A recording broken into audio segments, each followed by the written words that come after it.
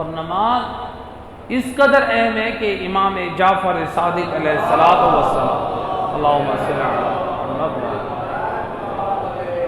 امام فرماتے ہیں امتحنوا شیعتنا عند مواقیت الصلاۃ، امام فرماتے ہیں ہمارے شیعوں کو، ہمارے موالیوں اور حبداروں کو اگر پہچاننا ہے نماز کے اول وقت میں دیکھو، اگر وہ اول وقت میں نماز پڑھتے دکھائی دیں تو سمجھ لو وہ جعفر صادق کے شیعہ ہیں، اگر وہ نماز اول وقت میں نہ پڑھیں، وہ جتنے بڑے دعوے دار ہوں آل محمد کے حبدار کے، وہ جتنے بڑے عزادار ہوں، وہ سب کچھ تو ہو سکتے ہیں آل محمد کے، وہ شیعہ نہیں ہو سکتے۔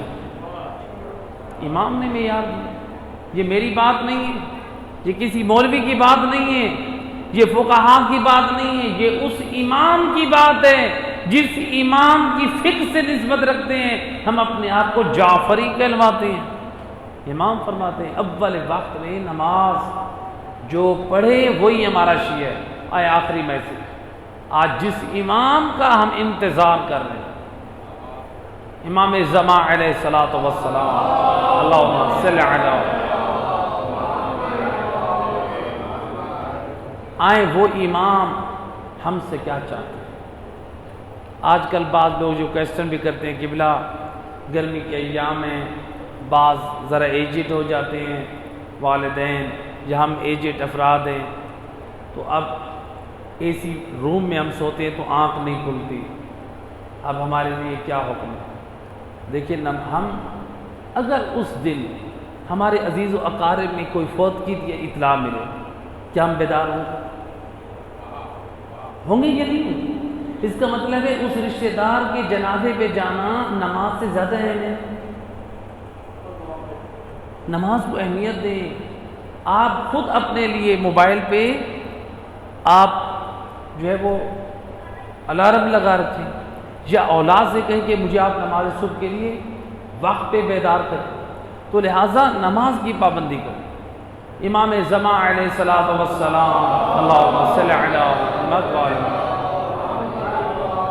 امام فرماتے ہیں ملعون ملعون من اخر الغداء الی ان تنقضی النجوم، امام فرماتے ہیں سن لو اے ہمارے موالیوں، ہمارے حبداروں، اے غیبت امام میں ہمارا انتظار کرنے والوں، اے وقت کے امام کے نام پر عقیقہ کرنے والوں، اے امام زمان کے نام کی سلامتی کا صدقہ دینے والوں، اے امام زمان کی سلامتی کی دعا پڑھنے والوں، امام فرما رہے ہیں سن لو میری زبان سے، ملعون ہے وہ شخص جو نماز صبح کو اتنی دیر سے پڑھے کہ آسمان سے ستارے غائب ہو جائیں۔ امام کو یہ میری بات نہیں ہے، یہ آغا سستانی کی بات نہیں ہے، یہ مولویوں کی بات نہیں ہے، علماء کی بات نہیں ہے، یہ حجت خدا کی بات ہے۔ وہ ہمیں اول وقت میں نمازی دیکھنا چاہتے ہیں۔ اب دیکھیں امام نے کیا کہا ہے ملعون، ملعون کا کیا مطلب ہے؟ لعنتی۔ اللہ اگر کسی کے اوپر لعنت بھیجتا ہے، آپ کیا سمجھتے ہیں؟ کیا اس کی بخشش ہے؟ جی، اللہ کی لعنت کا مطلب ہے رحمت خدا سے دوری، رحمت خدا سے دوری یعنی یہ شخص جہنمی۔ اچھا اگر کسی کے اوپر لعنت امام کر دے، کیا اس کے اوپر رحمت خدا ہو سکتی ہے؟ بھئی امام جس پر لعنت بھیجے کیا اللہ اس پہ رحمت بھیجے گا؟ یہ تو ہو نہیں سکتا۔ اللہ اپنی حجت خدا کا احترام نہ کرے۔ امام زمان کہہ رہے ہیں لعنت ہے ان لوگوں پہ جو صبح کی نماز کو تاخیر سے پڑھتے ہیں، اور ہم کہیں جی مولا وارث ہے، ہم کہتے ہیں اللہ بڑا رحمان الرحیم، کہتے کہ نہیں کہتے؟ لوگ کا نماز کیوں نہیں پڑھتے؟ اللہ رحمان الرحیم۔ آپ روزے نہیں رکھتے؟ اللہ رحمان الرحیم ہے۔ آپ حج پہ کیوں نہیں گئے؟ اللہ رحمان الرحیم ہے۔ رشتہ داروں کا حق کھا لیا؟ اللہ رحمان الرحیم ہے۔ یہ فکر جزیدی فکر ہے۔ تاریخ کا یہ جملہ موجود ہے، جب عمر ابن سعد کو اس کے بیٹے نے کہا تھا بابا کل میدان قیامت میں رسول اللہ کو کیا منہ دکھاؤ گے کہ تو نے نواسے رسول کے خون میں اپنے ہاتھوں کو رنگین کیا؟ اور تو رائے کی حکومت لینا چاہتا ہے؟ کہا بیٹا یہ نقد ہے، وہ ادھار ہے۔ اس لعین نے کیا کہا؟ یہ رائے کی حکومت نقد ہے اور نبی کی شفاعت وہ بعد میں ہے۔ اور اس ملعون نے ایک جملہ کہا تھا، اللہ رحمان الرحیم ہے، استغفر اللہ ربی، یعنی جو جملہ کربلا میں یزیدی لشکر کہہ رہا ہے، کس وقت کہہ رہا ہے؟ امام حسین کو قتل کرنے کے بعد کہہ رہے اللہ رحمان الرحیم، یا امام حسین کے قتل سے پہلے ارادہ قتل کے وقت کہہ رہے اللہ رحمان الرحیم ہے۔ وہ دشمن امام ہو کے امام کے قتل کے وقت کہہ رہے اللہ رحمان الرحیم، ہم امام حسین کے مقصد کو قتل کر کے کہہ رہے اللہ رحمان الرحیم۔ امام حسین کا مقصد امام اپنی جان سے زیادہ قیمتی سمجھتے ہیں، کیونکہ امام نے اپنے مقصد کے لیے اپنی جان کو قربان کیا۔ تو لہذا یہ جملہ کہنا اللہ رحمان الرحیم ہے، یہ حسینی فکر نہیں ہے، یہ یزیدی فکر ہے۔ تو لہذا آئے وقت کے امام ہمیں کیسا دیکھنا چاہتے ہیں؟ فرمایا صبح کی نماز تاخیر سے نہ پڑھیں۔ دوسرا امام نے فرمایا ملعون ملعون من اخر العشاء الى ان تشتبک النجوم۔ امام فرماتے ہیں سن لو اے غیبت امام میں امام کا انتظار کرنے والو، اے امام کے نام پر سلام کرنے والو، امام کی سلامتی کی دعا کرنے والو، امام کو یاد کرنے والو، امام فرماتے ہیں ملعون ہے وہ شخص جو نماز عشاء کو اتنی دیر سے پڑھے کہ آسمان پہ ستاروں کی چادر آ جائے، اتنی دیر سے پڑھے۔ اب دیکھیں اس میں آخری میسج کی طرف، امام نے یہ نہیں کہا جو نماز نہ پڑھے وہ ملعون ہے، غور کریں، امام نے یہ نہیں کہا جو نماز نہ پڑھے، امام نے کیا فرمایا؟ جو نماز صبح کو تاخیر سے پڑھے، جو نماز عشاء کو تاخیر سے پڑھے، امام زمان فرما رہے ہیں وہ میری نگاہ میں لعنتی ہے۔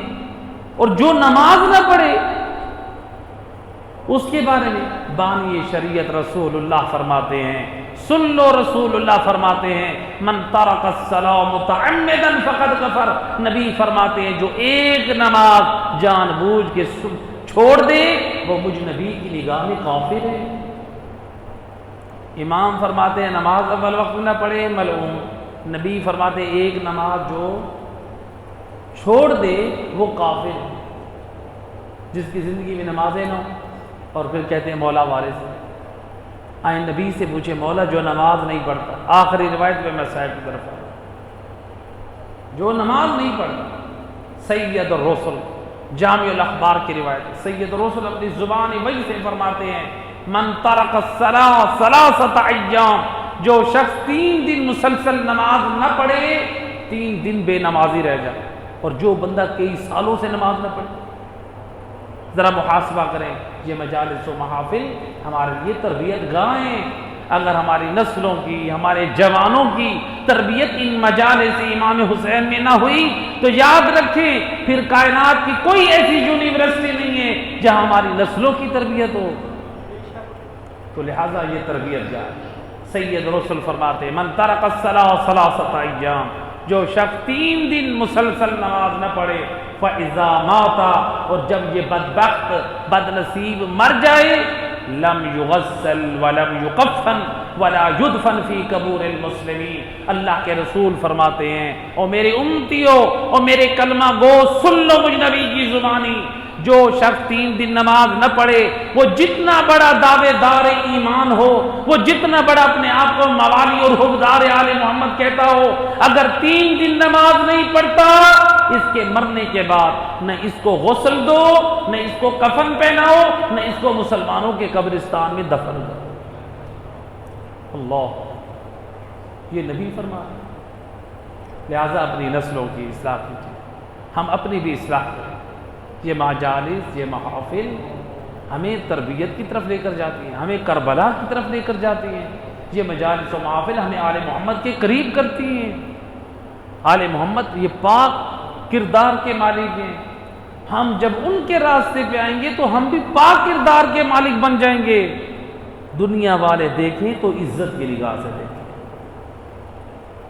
ہم اسی لیے میں ایک مثال دیا کرتا ہوں کہ دیکھیں ہم تو گناہوں سے آلود ہیں، غیر معصوم، تو لہذا ہم اگر اپنے ان عیبوں اور اپنے نقائص کو محمد والے محمد کے پاک کردار کی چادر سے ڈھانپ لیں، اور کل میدان معاشر میں جب ہم جائیں سید رسول کی خدمت میں شفاعت کے لیے یا پھر اللہ کی بارگاہ میں جائیں بخشش کا سوال کرنے، ادھر سے آواز قدرت ہے، ملائکہ آنے دو، یہ میرے پیاروں کے پاک کردار کی چادر اوڑھ کے آئے۔ تو اللہ اس فضل سے ہمارے گناہوں کو بخش، تو لہٰذا اس دین